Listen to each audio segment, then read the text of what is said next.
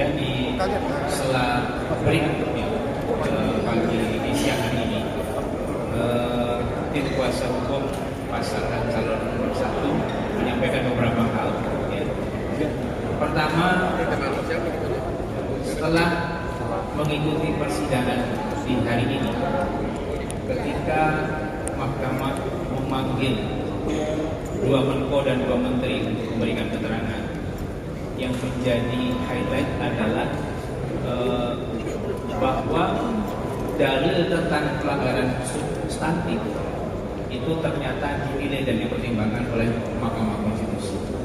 Oleh karenanya ini untuk menunjukkan kepada publik bahwa perselisihan hasil yang diadili di mahkamah tidak semata-mata soal kesalahan hasil perhitungan, soal angka, tapi soal penggunaan kebijakan-kebijakan oleh negara untuk kepentingan elektoral yang kami dalilkan. Ini yang pertama, dan ini secara kualitatif. Yang kedua, bahwa Mas Anies dan Gus Imin ya, bukan tidak suka dengan bansos, bukan menentang kebijakan tentang bansos yang sudah berjalan dari tahun ke tahun, tapi yang tidak suka adalah cara penggunaannya yang disalahgunakan untuk kepentingan elektoral. Tadi terungkap pertanyaan-pertanyaan, kenapa Januari Februari sudah melonjak dan hanya beberapa daerah tertentu. Kenapa ketika COVID anggarannya tidak lebih tinggi daripada suasana sekarang? Itu beberapa hal ya yang tadi disimak bersama, pertanyaan-pertanyaan. Ya, dan kenapa pengucarannya di bulan Januari dan Februari? Itu pertanyaan-pertanyaan yang dilontarkan oleh majelis hakim.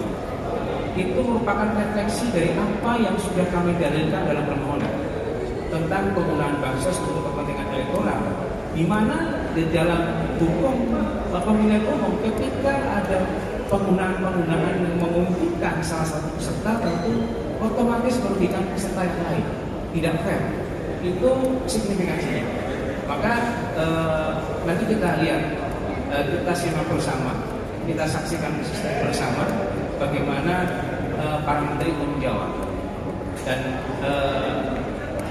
insya Allah ini Jumat berkah buat pemohon tentunya, karena di luar kemampuan kami menghadirkan kekuasaan, mahkamah punya kewenangan. Ya, mahkamah punya kewenangan untuk mendengar keterangan para yang terhormat pembantu presiden. Kita berharap hari ini jelas terang benderang, kalau memang itu melanggar segera diluruskan. Karena ini terakhir ya, karena nanti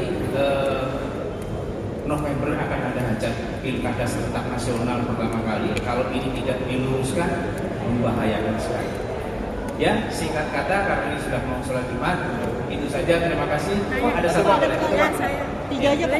Iya, boleh tiga. Kompas Pak, kalau dari pertanyaan yang diajukan Hakim Konstitusi tadi, bisa digambarkan nggak arah dari Mahkamah Konstitusi itu seperti apa terkait dalil yang diajukan oleh pemohon 01 itu? Apakah ada harapan gitu kemudian Mahkamah bisa menggali keadilan substantif atau enggak Pak? Iya, jadi pertama pemanggilan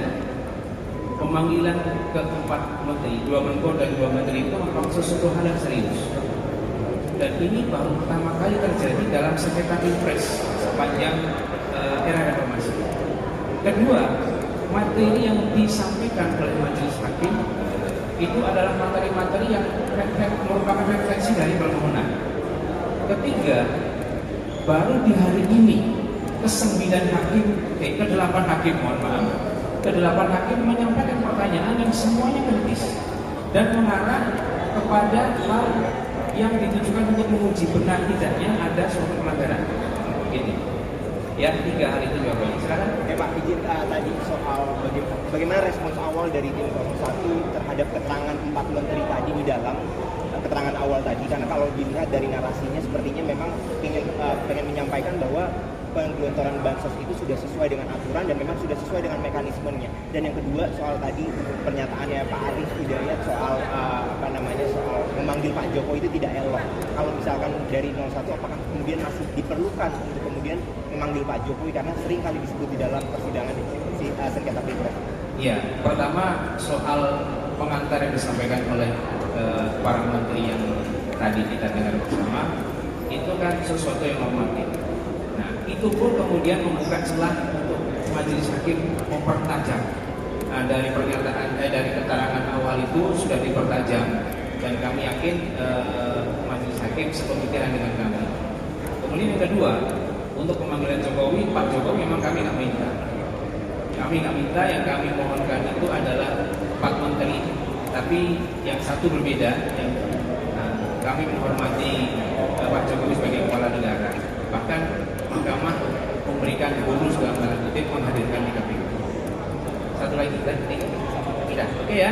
Tadi kenapa berbahaya bagi pilkada Pak? Mungkin bisa dielaborasi. Oh iya, soal berbahaya bagi pilkada tadi kan disampaikan oleh majelis hakim. 27 November akan ada hajat nasional pilkada serentak kepala daerah seluruh Indonesia untuk pertama kali. Kalau ini tidak ada jeweran tentang penyalahgunaan bansos, ya, ada potensi ditiru oleh penguasa di tingkat daerah untuk menggunakan bansos sebagai kepentingan daerah. Saya menangkapnya seperti itu. Begitu ya? Oke, terima kasih.